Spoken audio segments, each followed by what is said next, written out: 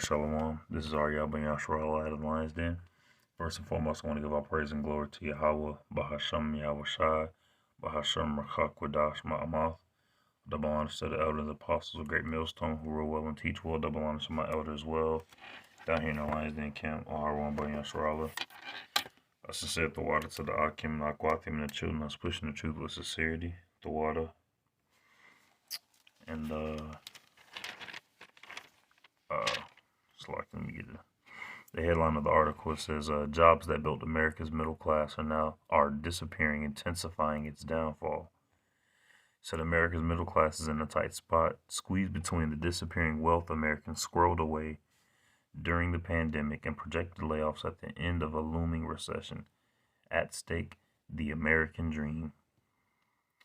That's a bold statement because, it's the American dream. Everyone was chasing it, but now the American dream is at stake, and that's a great thing because it means that people are waking up. You got to be asleep to dream.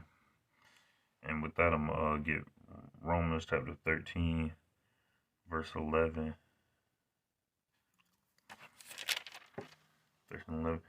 It says, "And that knowing the time, that now is high time to awake out of sleep, for now is our salvation nearer than we believed."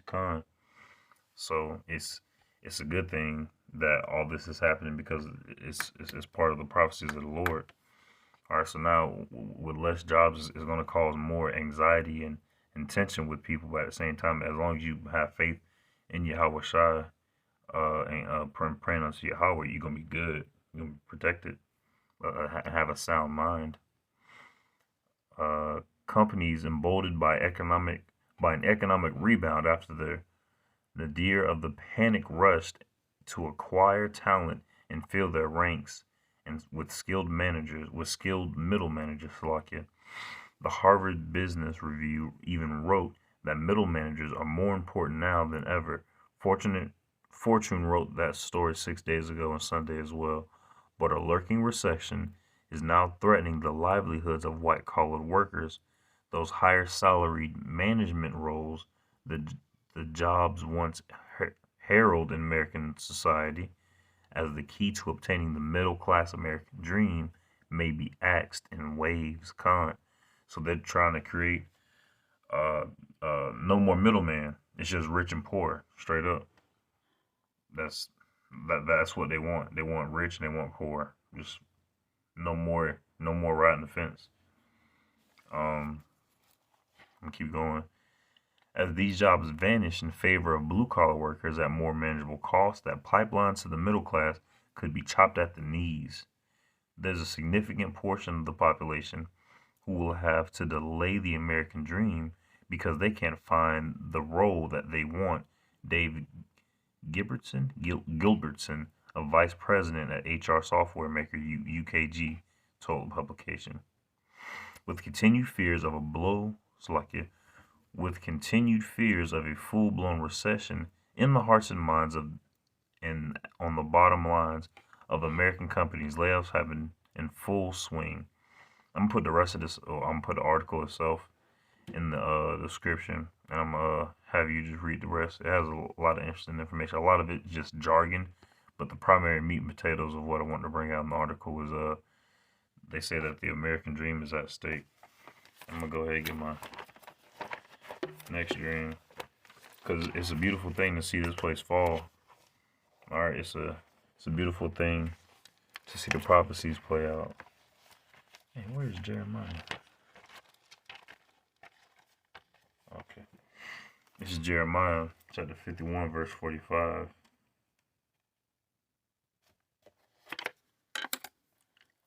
Hold on. 45.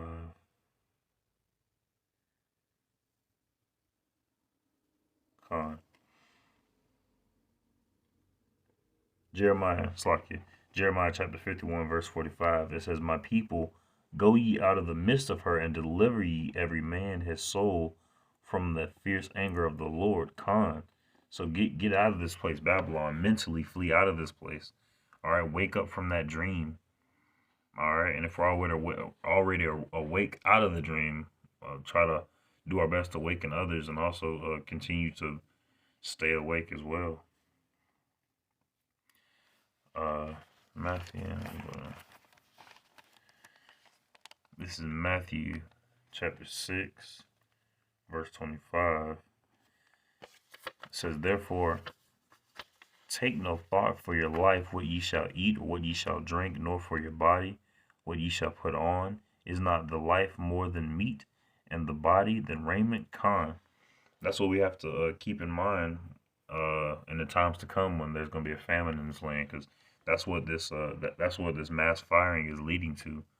All right, there's going to be inflation, and there's going to be very, very little movement. It's going to be rich and poor. It's going to get very, very rough out here. It says, verse 26, behold the fowls of the air, for they sow not, neither do they reap, nor gather into barns, yet your heavenly Father feedeth them. Are ye not much more? Are ye not much better than they? There was a story. I forget what prophet it was. I think it was either Elijah or Elisha, and he had ravens come feed him. All right, the Most High made ravens to come feed him. So it's a faith the size of a grain of a mustard seed. That's all we need. Go to Isaiah.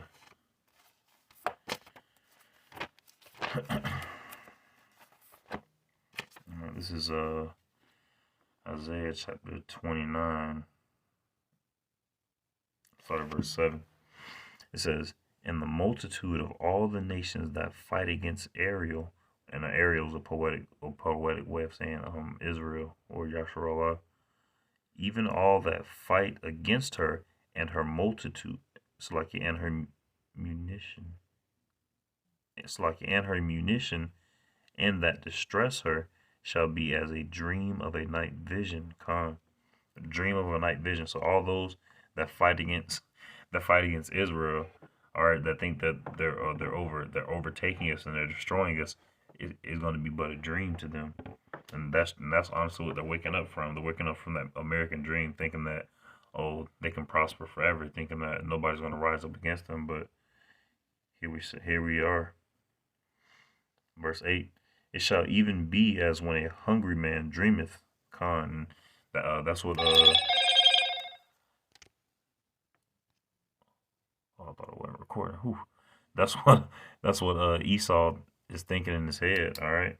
That's what that's what the Most High calls Esau greedy, or slow bellied. All right, so just always hungry. Hungry man dreameth, and behold, he eateth, but he awaketh, and his soul is empty. So that's also going for right now,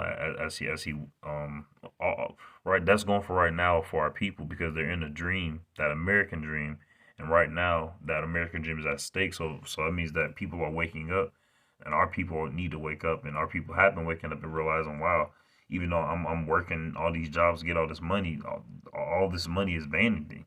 All right, and also it's also going for Esau. For right now, he's dreaming that he's eating, but once he wake up in the kingdom, he gonna realize he don't have nothing. But he awaketh, and his soul is empty, or as when a thirsty man dreameth, and behold, he drinketh, but he awaketh, and behold, he is faint, and his soul hath appetite. So shall the multitude of all the nations be that fight against Mount Zion. And that's truly the